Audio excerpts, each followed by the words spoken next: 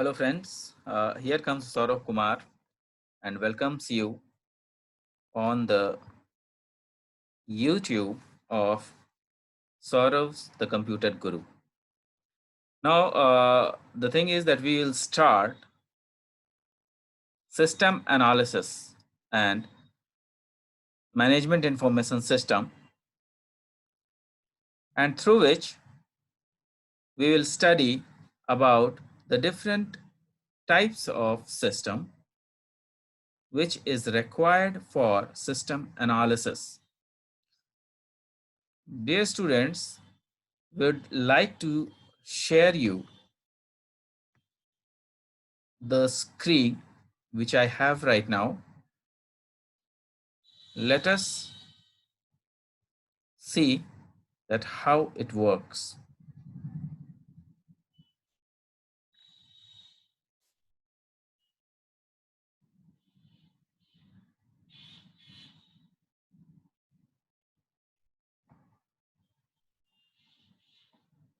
Dear students, you can see I have opened this SAMIS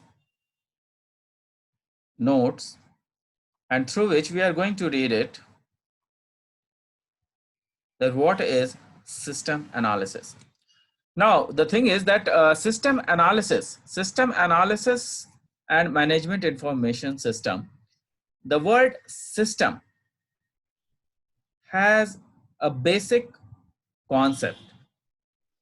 We actually think the system to be a part of the machine or a part of a procedure through which the things makes happen. Here we'll talk about the machine or the software which follows a set of protocols, to accomplish a given task. If a system has to work on, then you need to do, you need to check out that whether it is procedural or not. Procedural means what? Procedural means it should follow certain rules.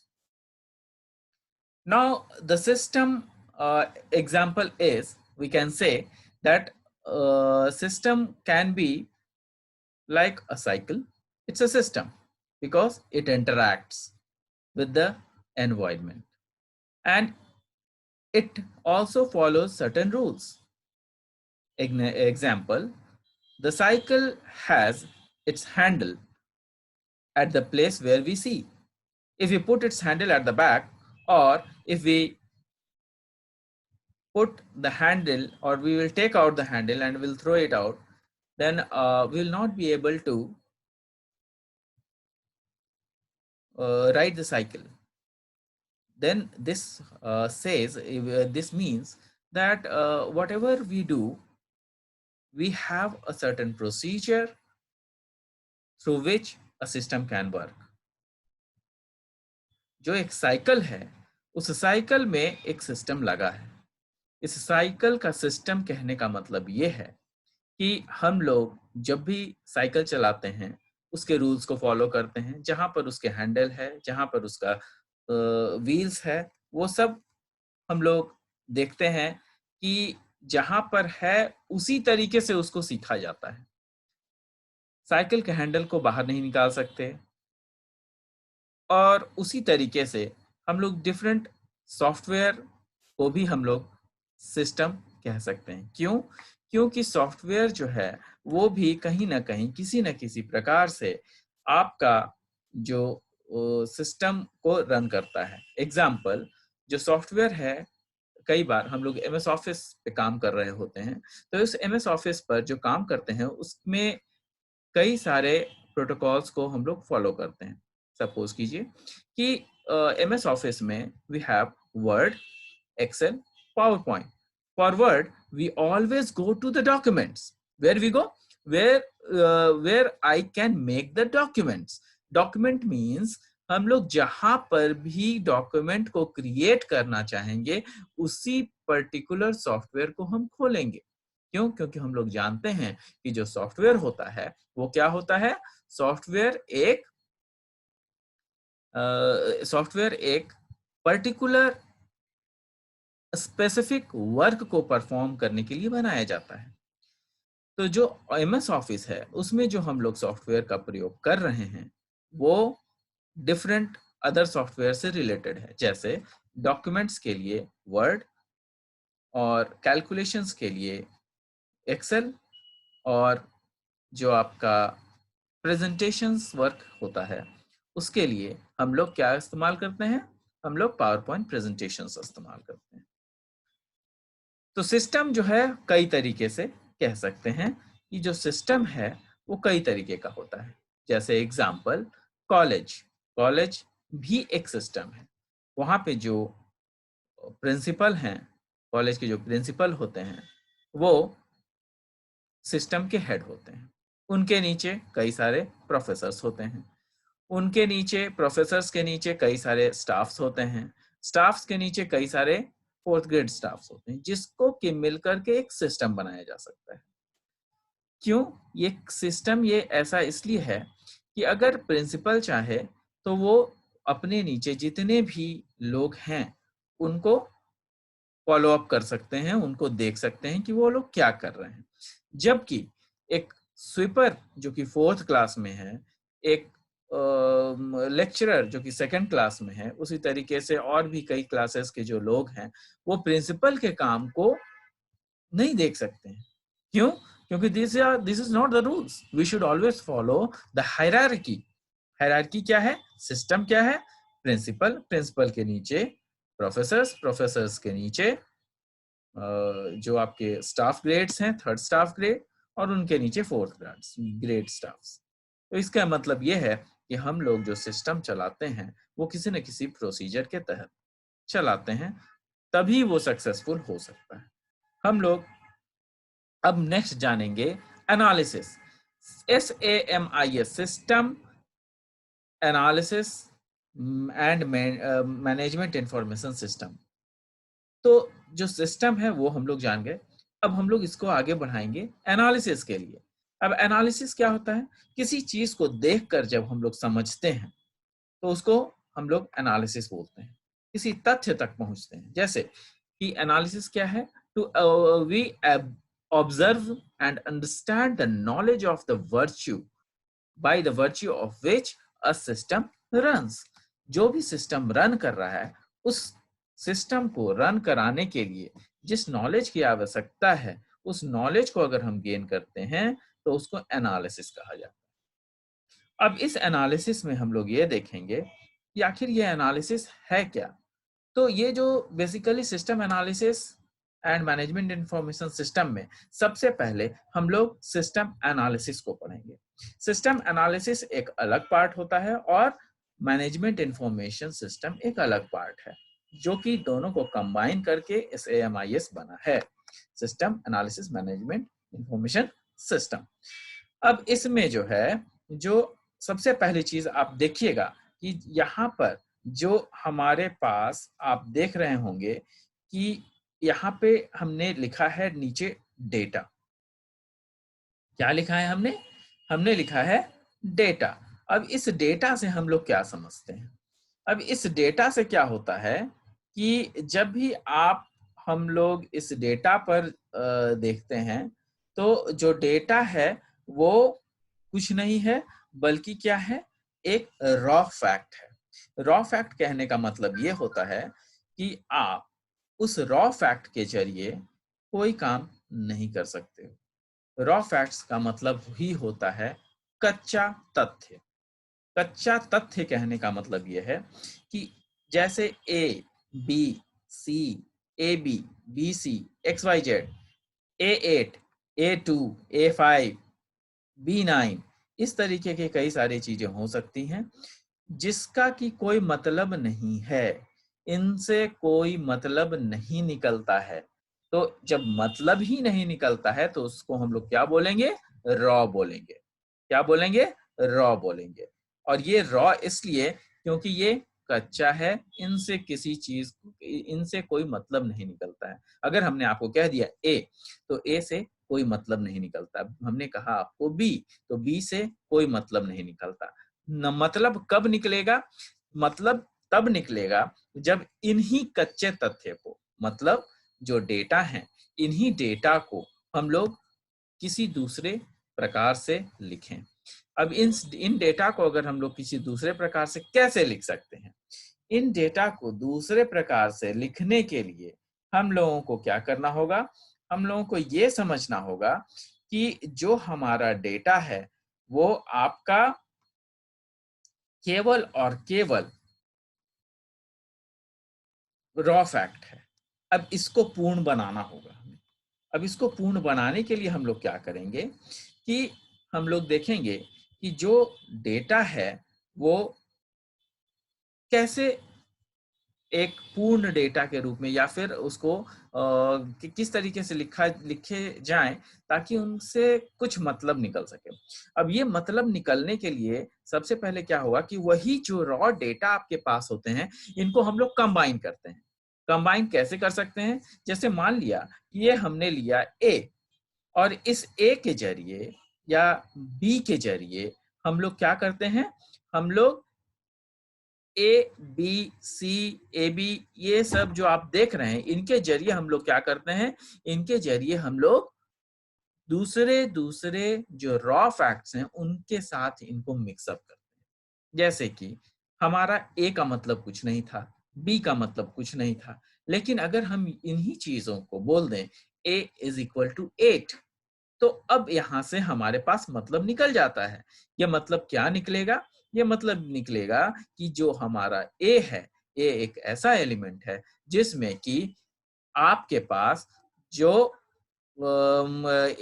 जो उसका element का जो value है वो कितना है? वो 8 है। उसी प्रकार अगर b इज इक्वल टू 9 बोल दें या b इज इक्वल टू 10 बोल दें, तब उसका मतलब सार्थक होता है।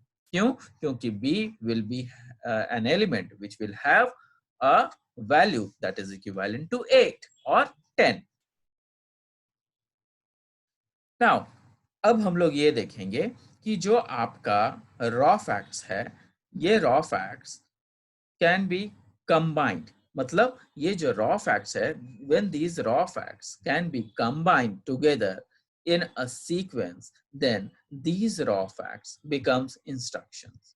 अब हमने कहा a is equal to 8, b is equal to 9 और b is equal to c, तो कुछ ऐसे फैक्ट्स को अगर हम बोलते हैं तो वो इंस्ट्रक्शंस कहे जाते हैं। और ये इंस्ट्रक्शंस कैसे होते हैं? ये इंस्ट्रक्शंस जो है कुछ और नहीं है बल्कि आपके कई सारे उन इंस्ट्रक्शनों का समूह है जो कि आप प्रायः यूज करते हैं। जैसे हम लोग कंप्यूटर सेक्शन में, कंप्यूटर में यूज करते हैं। क्या यूज करते हैं?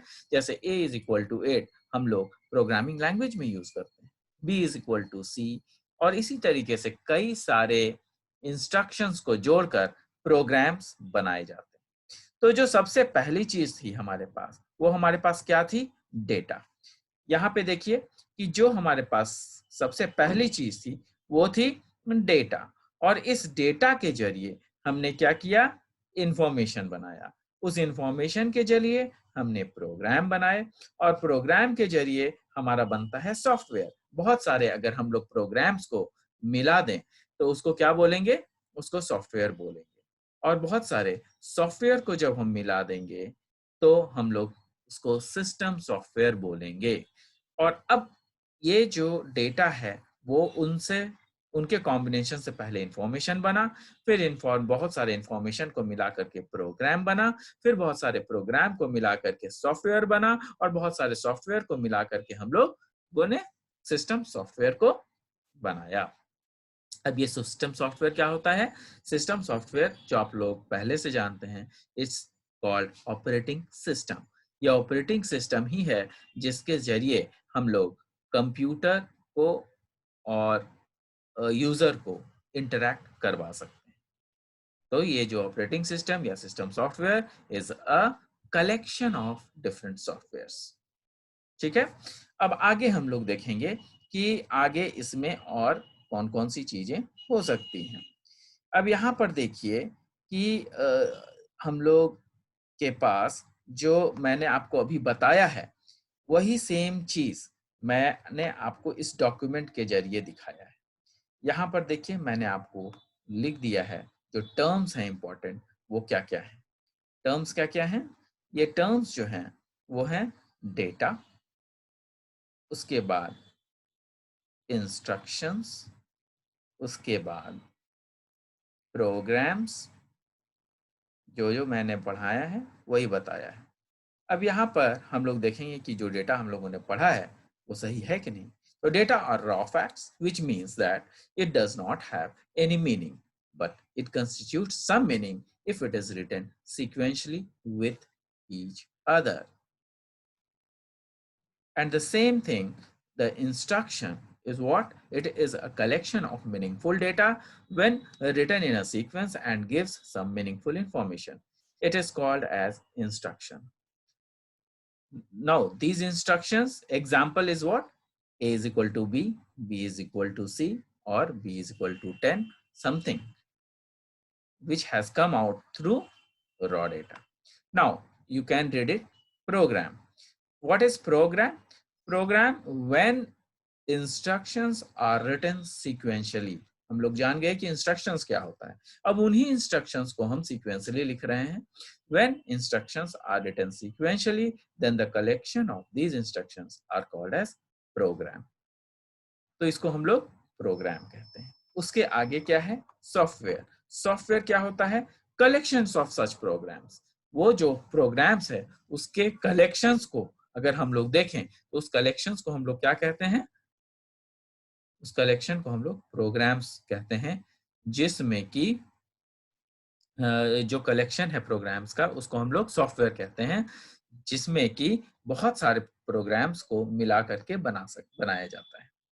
और जो सिस्टम सॉफ्टवेयर होता है उसमें कई सारे सॉफ्टवेयर को मिला करके बनाते हैं, जो कि कहलाता है system software. Collection of software combined sequentially to achieve a particular goal is called system software, which can be, हम लोग इसको आगे भी पढ़ेंगे, विच कैन बी।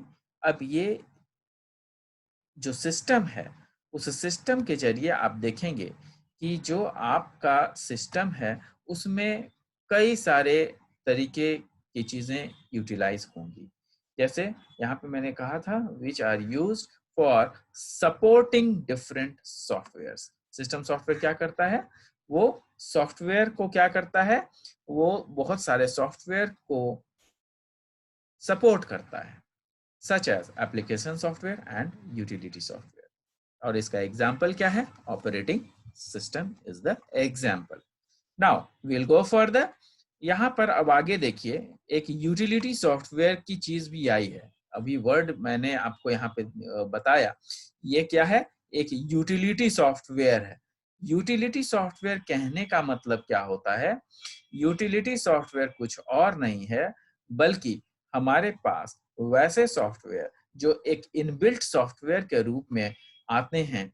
यूटिलिटी सॉफ्टवेयर क्या होते हैं? वैसे सॉफ्टवेयर जो इनबिल्ट सॉफ्टवेयर के रूप में हमें दिखाई देते हैं, जैसे इनबिल्ट सॉफ्टवेयर के रूप में हमें फील कराते हैं। एग्जाम्पल, आपने अगर कोई पेन ड्राइव अपने कंप्यूटर में लगाया, कंप्यूटर के में पेन ड्राइव लगाने के लिए आपने कोई भी अलग से सॉफ्टवेयर का इस्तेमाल नहीं किया।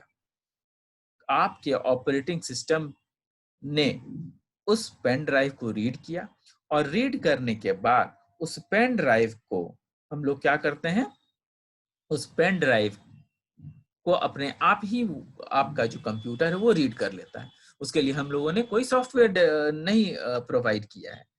तो उसमें क्या होता है कि जो ऑपरेटिंग सिस्टम के पास ऐसे कई सारे ऑलरेडी इनबिल्ट सॉफ्टवेयर्स होते हैं जिसके जरिए वो ये पहचान सकता है कि आपने पेन ड्राइव लगाया या आपने कीबोर्ड लगाया या आपने माउस लगाया, या कई सारे ऐसे अलग अलग सॉफ्टवेयर्स कई सारे होते हैं जो कि उसी में रहते हैं।